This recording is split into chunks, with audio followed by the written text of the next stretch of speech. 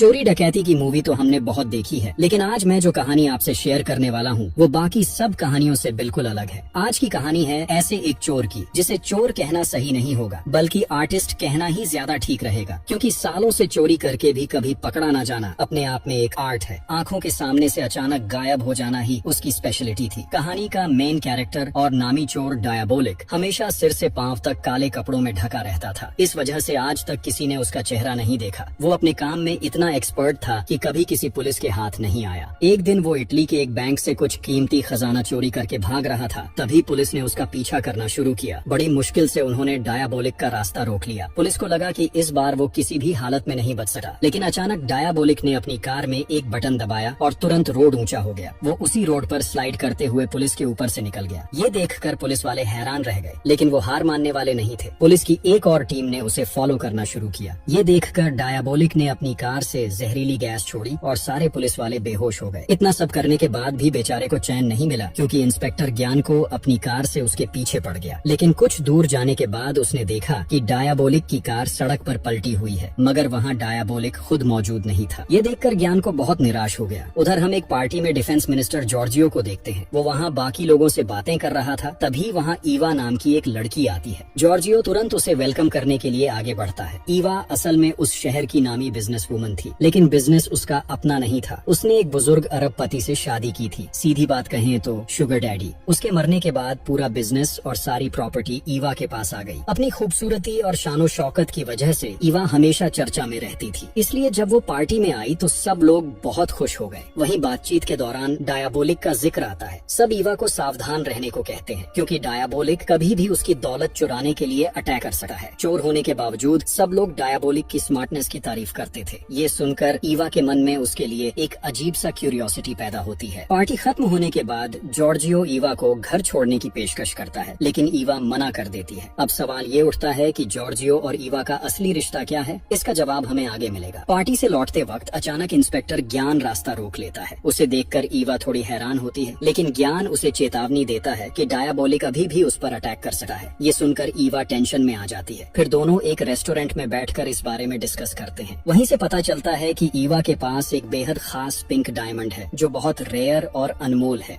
ज्ञान को पूरा यकीन था कि डायबोलिक उसे चुराने जरूर आएगा, इसलिए वो ईवा से उसकी सारी डिटेल्स ले लेता है। वो किस होटल में रह रही है, उसका रूम नंबर क्या है, उसके साथ कोई और है या नहीं। सब कुछ जानने के बाद जाते जाते ज्ञान उसे दोबारा चेतावनी देता है कि किसी पर भी भरोसा मत करना, क्योंकि डायबोलिक का असली चेहरा किसी ने आज तक नहीं देखा। हो सकता है वो होटल का मैनेजर हो, कोई वेटर हो, या फिर खुद ज्ञान भी। ये सुनकर ईवा उसकी बात मान लेती है और ज्ञान वहाँ से चला जाता है। उधर जिस होटल में ईवा रह रही थी, वहाँ पर रॉबर्टो नाम का एक वेटर स्पेशली उसे सर्विस देने के लिए रखा गया था। एक रात रॉबर्टो अपने दोस्तों के साथ गप्पे मार रहा था और ईवा के बारे में बातें कर रहा था। तभी पता चलता है कि उसके रूम के अंदर एक स्पीकर छिपा हुआ है, जिसके जरिए डायबोलिक उनकी सारी बातें सुन रहा था। जैसे ही रॉबर्टो वहाँ से निकलकर घर की ओर रवाना हुआ, कोई शख्स छिपकर उस पर अटैक कर देता है। साफ था कि वो डायबोलिक ही था। उसने रॉबर्टो को मार डाला और उसकी लाश गायब कर दी। इसके बाद स्पीकर में रिकॉर्ड हुई आवाजों को बार बार सुनकर डायबोलिक ने रॉबर्टो जैसी बोलने की प्रैक्टिस शुरू कर दी। तभी पहली बार हमें डायबोलिक का असली चेहरा देखने को मिलता है। फिर सीन बदलता है और हम एलिजाबेथ नाम की एक औरत को देखते हैं। उसका हस्बैंड वॉल्टर कई दिनों से घर नहीं लौटा था, जिससे वो बहुत परेशान थी। एलिजाबेथ उसे बहुत चाहती थी, लेकिन उसका पति कभी उसकी मोहब्बत की कद्र नहीं करता था। यही सोचकर वो और भी उदास हो गई थी। उसकी सहेली उसे समझाती है कि शायद वॉल्टर किसी मुश्किल में है और वो जरूर वापस आएगा। उधर जब ईवा होटल पहुंची तो मैनेजर और बाकी स्टाफ ने उसका शानदार वेलकम किया। वहीं उसकी मुलाकात रॉबर्टो से करवाई गई। ईवा उनसे बातें करके सीधा अपने कमरे की तरफ चली गई और पीछे पीछे रॉबर्टो भी वहाँ पहुँच गया। लेकिन सवाल ये उठता है कि रॉबर्टो तो कल ही मर चुका था, तो फिर ये आदमी कौन? दरअसल ये असली रॉबर्टो नहीं, बल्कि डायबोलिक था, जो रॉबर्टो का रूप धरकर ईवा पर नजर रख रहा था। कमरे में घुसकर जब ईवा नहाने के लिए वॉशरूम में गई तो रॉबर्टो बने डायबोलिक ने मौका पाकर उसका लॉकर खोलने की कोशिश की। उसी लॉकर में वो रेयर पिंक डायमंड रखा हुआ था। मजेदार बात ये थी कि इतनी कीमती चीज इतने आसान लॉकर में रखी गई थी, जिसे डायबोलिक ने कुछ ही मिनटों में खोल लिया। लेकिन बदकिस्मती से जैसे ही वो डायमंड निकालने वाला था, ईवा वॉशरूम से बाहर आ गई। मजबूर होकर डायबोलिक कमरे में छिप गया और वहीं से चुपचाप ईवा को देखने लगा। अचानक ईवा की नजर उस पर पड़ी तो उसने मुस्कुराकर पूछा कि क्या आपको कुछ चाहिए? ईवा ने मना कर दिया और वो चुपचाप वहाँ से निकल गया। उधर उसी रात एलिजाबेथ घर लौटी है और देखती है कि वॉल्टर उसका इंतजार कर रहा है। उसे देखकर एलिजाबेथ बेहद खुश हो जाती है और दौड़कर उसे गले लगा लेती जाती है। तभी पता चलता है कि उसका हस्बैंड वॉल्टर असल में डायबोलिक ही है, लेकिन एलिजाबेथ को इस बारे में कुछ भी पता नहीं। वॉल्टर उसे बताता है कि वो सिर्फ उससे मिलने आया है और ज्यादा देर रुकना उसके लिए मुमकिन नहीं है क्योंकि उसे बहुत जरूरी काम पर जाना है। ये सुनकर एलिजाबेथ उदास हो जाती है और उसे डिनर के लिए रुकने को कहती है, मगर वॉल्टर उसकी बात नहीं मानता और वहाँ से चला जाता है। उसी शाम ईवा जॉर्जियो से मिलने गई थी। बातचीत के दौरान जॉर्जियो उसके करीब आने की कोशिश करता है, लेकिन ईवा उसे पास नहीं आने देती। इससे जॉर्जियो गुस्से में आ जाता है। तभी पता चलता है कि जॉर्जियो दरअसल ईवा का मंगेतर है और जल्द ही उनकी शादी होने वाली है। लेकिन ईवा को देखकर लगता था कि उनके बीच प्यार नाम की कोई चीज ही नहीं है। वो बड़ी चालाकी से जॉर्जियो को टालकर वहाँ से निकल जाती है। इधर रात के अंधेरे का फायदा उठाकर डायबोलिक ईवा के कमरे में घुसता है और फिर से वही लॉकर खोलने लगता है। लेकिन ठीक उसी समय ईवा वापस लौट आती है। कमरे में दाखिल होते ही उसे अजीब सा महसूस होता है, मानो कोई अंदर मौजूद हो। तभी डायबोलिक पीछे से आकर उसे पकड़ लेता है और डराने की कोशिश करता है। लेकिन हैरानी की बात ये थी कि ईवा बिल्कुल नहीं डरती। उल्टा वो उसे बताती है कि जिस पिंक डायमंड को चुराने वो आया है वो नकली है और असली वाला उसके पास नहीं है। डायबोलिक उसकी बात पर यकीन नहीं करता क्योंकि उसके हिसाब से इतनी अमीर औरत नकली डायमंड पहन ही नहीं सकती। तब ईवा समझाती है कि वो सिर्फ अपनी इज्जत बनाए रखने के लिए नकली डायमंड पहनती है, असली वाला तो उसने बहुत पहले बेच दिया था। फिर भी डायबोलिक को उस पर भरोसा नहीं होता। ईवा उसे चैलेंज करती है कि वो चाहे तो डायमंड चेक कर सकता है। डायबोलिक उसे धमकाता है कि अगर उसकी बात झूठ निकली तो अगली बार वो डायमंड के लिए नहीं बल्कि उसे मारने के लिए आएगा। लेकिन ईवा को इसमें भी कोई डर नहीं लगा, बल्कि वो उसे सिड्यूस करने की कोशिश करती है। असल में डायबोलिक की इतनी चर्चा सुनकर उसके दिल में उसके लिए एक अजीब सी फैंटेसी पैदा हो गई थी। इसलिए जब आज डायबोलिक सामने आया तो वो खुद को रोक नहीं पाई। मगर डायबोलिक इतना आसान शिकार नहीं था। ईवा कुछ करने ही वाली थी कि डायबोलिक अचानक गायब हो गया। उसे देखकर ईवा का इंटरेस्ट और बढ़ गया। अपने सीक्रेट ठिकाने पर जाकर डायबोलिक ने वो डायमंड चेक किया और पाया कि ईवा सच बोल रही थी, डायमंड वाकई नकली था। फिर सीन बदलता है और आधी रात को एलिजाबेथ की नींद खुल जाती है। वो बालकनी में आती है और देखती है कि घर के सामने वाले गार्डन से काले कोट पहने एक अजीब सा आदमी बाहर निकल रहा है। ये देखकर वो बुरी तरह डर जाती है। उसी समय उसे घर के अंदर किसी के कदमों की आवाज सुनाई देती है। उसे लगने लगता है कि कहीं डायबोलिक वापस तो नहीं आ गया। ये सोचकर उसका डर और भी बढ़ जाता है, लेकिन हिम्मत करके वो उस आवाज का पीछा करती है और तभी सामने वॉल्टर आ जाता है। उसे देखकर एलिजाबेथ को थोड़ी राहत मिलती है। वो उसे सारी बातें बता देती है, लेकिन वॉल्टर मानता नहीं। वो उसे समझाता है कि शायद उसने गलत देखा है या ये सिर्फ उसका वहम है। ऊपर से एलिजाबेथ ने उस दिन थोड़ा ड्रिंक भी किया था, तो उसे भी लगने लगा कि शायद सचमुच उसने गलतफहमी में देखा होगा। इसी वजह से वो और कुछ सोचने से बच जाती है। अगली सुबह ईवा जब उठती है तो देखती है कि डायबोलिक उसकी नकली अंगूठी वापस उसके कमरे में छोड़ गया है। ये देखकर ईवा हैरान रह जाती है। रात के अंधेरे में छुपकर अंदर आना तो समझ में आता है, लेकिन सुबह सुबह होटल में घुस आना उसके लिए काफी अजीब था। जिज्ञासा के कारण उसने रॉबर्टो को बुलाया। रॉबर्टो दरअसल बाहर ही खड़ा था और जैसे ही ईवा ने आवाज लगाई वो कमरे में आ गया। सब कुछ ईवा को कंफ्यूजिंग लग रहा था। तभी डायबोलिक ने उसकी सारी उलझन खत्म कर दी। उसने ईवा के सामने ही रॉबर्टो का मास्क उतारकर अपनी असली शक्ल दिखा दी। ईवा उसे देखकर दंग रह गई। ये पहली बार था जब किसी ने डायबोलिक का असली चेहरा देखा। हाँ, एलिजाबेथ ने पहले भी उसका चेहरा देखा था, लेकिन उसे पता नहीं था कि वही डायबोलिक है। यहाँ सबसे बड़ा सवाल ये था कि डायबोलिक ने सबको छोड़कर सिर्फ ईवा को ही अपनी पहचान क्यों दिखाई। असल में ईवा उसे पसंद आने लगी थी। ऊपर से पिछली रात उसने उस पर अटैक किया था, फिर भी ईवा ने किसी से कुछ नहीं कहा। यही देखकर डायबोलिक का उस पर थोड़ा थोड़ा भरोसा बनने लगा। ईवा तो पहले से ही डायबोलिक की तरफ आकर्षित थी, इसलिए उसे सामने देखकर वो खुद को रोक नहीं पाती और दोनों काफी करीब आ जाते हैं। फिर ईवा उससे पूछती है कि क्या अब वो उस पर भरोसा करता है। डायबोलिक कंफ्यूज हो जाता है। उसका दिल ईवा पर यकीन करने को कह रहा था, लेकिन दिमाग मान नहीं रहा था। बातचीत में ये भी सामने आता है कि शुरुआत से ही डायबोलिक ईवा के आसपास घूमता रहा है। यहाँ तक कि पहले दिन जिसने ईवा को डायबोलिक के बारे में सावधान किया था, वो इंस्पेक्टर ज्ञान भी कोई और नहीं बल्कि खुद डायबोलिक ही था। ये सब जानने के बाद ईवा उससे उसका असली नाम पूछती है। डायबोलिक बताता है कि लोग उसे वॉल्टर के नाम से जानते हैं, लेकिन ये भी उसका असली नाम नहीं है। ईवा समझ जाती है कि डायबोलिक कभी भी अपनी असली पहचान किसी को नहीं बताएगा, इसलिए वो जोर नहीं डालती, बल्कि वो उसे अपने बारे में बताना शुरू करती है। ईवा उसे जॉर्जियो के बारे में बताती है। दरअसल ईवा जॉर्जियो से शादी करना बिल्कुल नहीं चाहती, लेकिन विरोध भी नहीं कर सकती क्योंकि जॉर्जियो के पास उसके अतीत की कुछ सीक्रेट डॉक्यूमेंट्स हैं। अगर वो बाहर आ गए तो उसकी इज्जत मिट्टी में मिल जाएगी। जॉर्जियो ने उसे धमकी दी थी कि अगर उसने शादी से मना किया तो वो सारे डॉक्यूमेंट्स पब्लिक कर देगा। मजबूरी में ईवा ने शादी के लिए हाँ कर दी थी। ये सुनकर डायबोलिक उसे आश्वासन देता है कि वो 24 घंटे के अंदर वो सारे डॉक्यूमेंट्स ईवा तक पहुंचा देगा। लेकिन प्रॉब्लम ये थी कि ईवा के पास उससे कांटेक्ट करने का कोई तरीका नहीं था। तब डायबोलिक उसे एक कैफे का एड्रेस और टाइम देकर कहता है कि वो वहाँ उसका इंतजार करे। ईवा पूछती है कि अगर अगर वो अपने असली चेहरे में नहीं आएगा तो उसे पहचान कैसे पाएगी। डायाबोलिक बताता है कि वो एक स्पेशल कोड इस्तेमाल करेगा जिससे ईवा उसे पहचान लेगी। दोनों इन सब बातों की प्लानिंग करने लगते हैं। उधर होटल मैनेजर को रॉबर्टो कहीं नहीं मिल रहा था तो उसने पूरे होटल में हंगामा शुरू कर दिया। रिसेप्शन से उसे पता चला कि रॉबर्टो आखिरी बार ईवा के कमरे में गया था और वापस नहीं आया। ये सुनकर मैनेजर को शक होता है और वो तुरंत ईवा के कमरे में पहुंच जाता है। ईवा के पास कोई और रास्ता नहीं बचता तो वो डायाबोलिक को अलमारी के अंदर छुपा देती है। फिर दरवाजा खोलकर ऐसे दिखाती है जैसे वो सो रही थी और मैनेजर ने उसकी नींद डिस्टर्ब कर दी। वो बहुत कोशिश करती है कि मैनेजर कमरे में न आए, लेकिन वो जबरदस्ती अंदर घुस जाता है और बहाने बहाने से यहाँ वहाँ चेक करने लगता है। बातों बातों में वो ईवा से रॉबर्टो के बारे में पूछता है। ईवा झूठ बोल देती है कि सुबह ब्रेकफास्ट देने आया था और फिर उसकी मुलाकात नहीं हुई, मगर मैनेजर को भरोसा नहीं होता और वो अच्छे से कमरे की तलाशी लेने लगता है। ईवा समझ जाती है कि मैनेजर को शक हो गया है तो वो साउंड कोड से डायाबोलिक को सावधान कर देती है। फिर चालाकी से मैनेजर को बाथरूम चेक करने भेजती है और उस मौके पर डायाबोलिक को अलमारी से निकालकर कमरे के बाहर भेज देती है। दूसरी तरफ एलिजाबेथ अभी भी पिछले रात की घटना के बारे में सोच रही थी। उसके बार बार दिमाग में यही आ रहा था कि उसने रात को जो देखा वो गलत नहीं था। इसलिए अपने शक को दूर करने के लिए वो गार्डन में जाकर उस रास्ते को ढूंढने लगी। काफी खोजने के बाद सच में उसे वो सीक्रेट रास्ता मिल ही जाता है। तभी एक बटन पर उसका पैर पड़ते ही गार्डन की घास ऊपर उठ जाती है और एक अंडरग्राउंड रूम का दरवाजा खुल जाता है। एलिजाबेथ डरते डरते अंदर जाती है और वहाँ का नजारा देखकर उसकी रूह कांप उठती है। वहाँ कई लोगों के मास्क सजे हुए थे और बहुत तरह के केमिकल रखे थे। ये सब देखकर एलिजाबेथ समझ जाती है कि ये जरूर डायाबोलिक का रास्ता है। वो तुरंत पुलिस को खबर देती है और इंस्पेक्टर जॉन को अपनी टीम के साथ वहाँ पहुँच जाता है। सब कुछ चेक करने के बाद उन्हें यकीन हो जाता है कि एलिजाबेथ का हस्बैंड ही डायाबोलिक है। उधर डायाबोलिक जब कार से लौट रहा था तभी एक बटन प्रेस करते ही पहाड़ अजीब तरह से खुल जाता है और वहाँ से नया रास्ता निकलता है। ये सब उसने अपने काम की आसानी के लिए बनाया था। वो उसी रास्ते से अपने सीक्रेट अड्डे पर पहुँचता है, लेकिन वहाँ उसके लिए बड़ा सरप्राइज इंतजार कर रहा होता है। इंस्पेक्टर ज्ञान को पहले से घात लगाकर बैठा था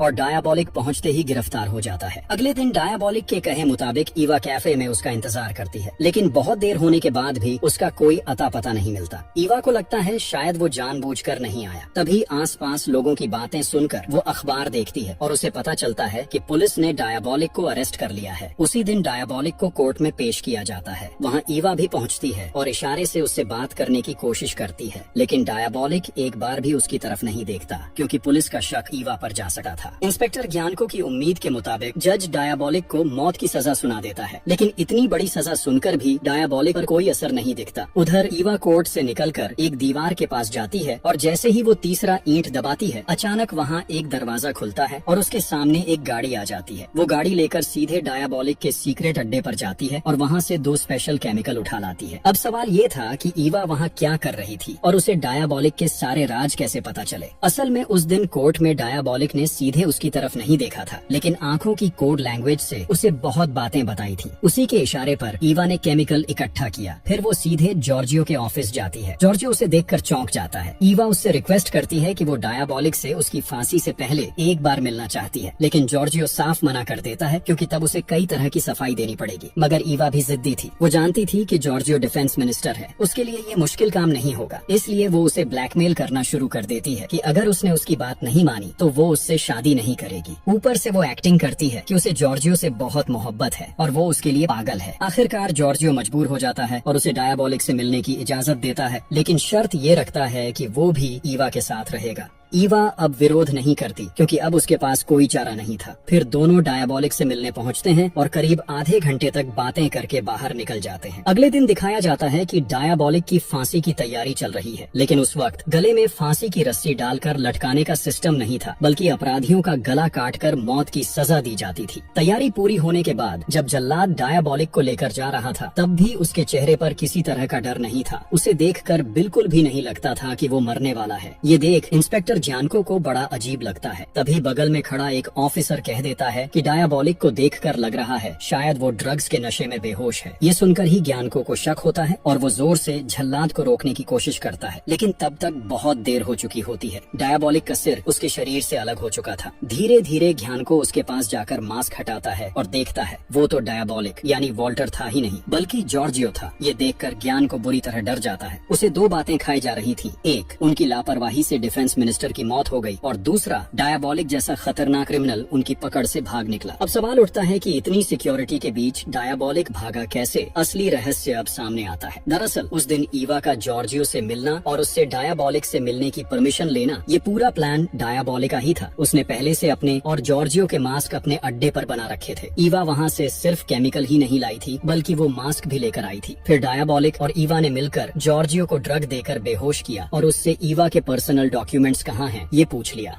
वो डॉक्यूमेंट्स जॉर्जियो के पर्सनल लॉकर में थे जिसका पासवर्ड सिर्फ उसी को पता था। डायबॉलिक ने वो पासवर्ड भी उससे निकलवा लिया। उसके बाद उसे दूसरा ड्रग देकर ऐसा हाल कर दिया कि होश आने के बाद भी वो किसी को कुछ बता ना पाए। फिर डायबॉलिक ने जॉर्जियो के चेहरे का मास्क और उसके कपड़े पहन लिए और जॉर्जियो को वॉल्टर का मास्क पहनाकर छोड़ दिया। मतलब परफेक्ट क्राइम, किसी को कुछ भी शक नहीं हुआ। इसके बाद सीन शिफ्ट होता है। डायबॉलिक जॉर्जियो के रूप में उसके ऑफिस पहुंचकर लॉकर खोलता है और ईवा के सारे डॉक्यूमेंट निकाल लेता है। तभी पुलिस भी वहाँ पहुंच जाती है, लेकिन उन्हें पहचान ही नहीं चलता कि सामने खड़ा आदमी असल में डायबॉलिक है। उनकी आंखों के सामने से ही डायबॉलिक साफ निकल जाता है। उधर एक अमीर औरत बैंक में कुछ कीमती सामान रखने आती है। चूंकि वो बहुत रेयर और कीमती चीजें थीं, इसलिए सिक्योरिटी को लेकर वो औरत थोड़ी परेशान थी। वो मैनेजर से लाकर की सिक्योरिटी के बारे में पूछती है। मैनेजर समझाता है कि लाकर की दीवारें 3 परतों से बनी हैं, जिसे तोड़कर चोरी करना नामुमकिन है। इसके अलावा लाकर की चाबी सिर्फ मालिक के पास होती है और किसी और तरीके से चाबी हासिल करना पॉसिबल नहीं है। ये सब सुनकर औरत चैन से अपना सामान लाकर में रख देती है और बाहर चली जाती है। लेकिन असलियत में वो औरत कोई और नहीं बल्कि ईवा थी। असल में वो और डायबॉलिक मिलकर उसी बैंक को लूटने का प्लान बना रहे थे। इसलिए डायबॉलिक ने ईवा को वहाँ भेजा था ताकि वो सिक्योरिटी सिस्टम की डिटेल ले सके। उधर इंस्पेक्टर ज्ञान को भी डायबॉलिक को पकड़ने के लिए पूरी मेहनत कर रहा था। उसने शहर के हर बैंक, हर ट्रस्ट, हर लाकर रूम को चेक करना शुरू कर दिया। उसे पता था डायबॉलिक कभी साधारण चोरी नहीं करता, वो हमेशा सबसे रेयर और कीमती चीजों के पीछे जाता है। आखिरकार ज्ञानको को उस बैंक के बारे में पता चल जाता है और वो उसे प्रोटेक्ट करने की तैयारी शुरू कर देता है। उसने अपनी टीम को शहर की हर सड़क, गली, यहाँ तक कि अंडरग्राउंड टनल्स पर भी नजर रखने का आदेश दिया। लेकिन तब तक डायबॉलिक बैंक पहुंच भी चुका था। हालांकि ईवा उसके साथ नहीं थी। उसने चाहा था कि वो उसके साथ चले, लेकिन डायबॉलिक ने उसे मना कर दिया क्योंकि काम बहुत रिस्की था। वो ईवा को खतरे में नहीं डालना चाहता था। प्लान के मुताबिक वो अंडरग्राउंड टनल से बैंक में घुसने की तैयारी करता है। वहाँ रास्ते में सेंसर लगे थे, लेकिन डायबॉलिक सेंसर से भी ज्यादा चालाक था। उसने वाटर पाइप खोल दिया ताकि सेंसर आवाज को न पहचान सके। फिर वो बड़ी आसानी से बैंक के अंदर घुसकर चोरी करता है और दूसरी तरफ से निकलने लगता है। बाहर आते ही उसका सामना पुलिस से हो जाता है। डायबॉलिक उनसे लड़ते हुए आगे बढ़ता है और तभी ज्ञान को सामने आ जाता है। डायबॉलिक को देखकर वो तुरंत गोली चला देता है। उसे यकीन था कि इस बार डायबॉलिक नहीं बचेगा, लेकिन उसे क्या पता था कि अब डायबॉलिक अकेला नहीं है। तभी अचानक ईवा पीछे से आकर ज्ञानको पर गोली चला देती है और डायबॉलिक को लेकर वहाँ से निकल जाती है। ईवा को देखकर डायबॉलिक भी हैरान रह जाता है, लेकिन समझ जाता है कि ईवा उसे अकेला छोड़ने वाली नहीं है। अब वो ईवा पर पूरा भरोसा करने लगता है। ज्ञान को घायल हालत में ये सब देखता रहता है, लेकिन कुछ कर नहीं पाता। कुछ दिन बाद हम देखते हैं वॉल्टर और ईवा को। अब वो दोनों साथ में बेहद खुश हैं। ईवा को इम्प्रेस करने के लिए वॉल्टर असली पिंक डायमंड भी वापस ले आता है, लेकिन ईवा को अब उसमें कोई दिलचस्पी नहीं रहती। अब उसे सिर्फ डायबॉलिक चाहिए, इसलिए वो डायमंड को समुद्र में फेंक देती है और वॉल्टर को गले से लगा लेती है। और इसी खूबसूरत मोमेंट के साथ फिल्म का अंत हो जाता है।